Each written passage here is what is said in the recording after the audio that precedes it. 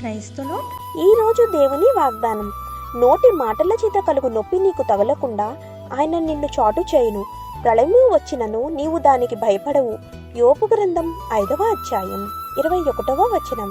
ప్రియమైన సహోదరి సహోదరులారా, దేవుని బిడ్డలు నిబ్బరం కలిగి ఉండాలని దేవుడు కోరుకొనిచున్నారు. మనం అనేక విషయాలు మరియు కొన్ని మాటలు మనల్ని ఎంతగానో కృంగజేస్తాయి. వాటిని బట్టి మన యొక్క ఆత్మీయత దెబ్బతింటుంది. మనలో విశ్వాసం సడలిపోతుంది.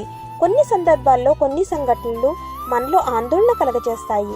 వాటి వల్ల మనం బలహీనలుగా మారిపోతాం.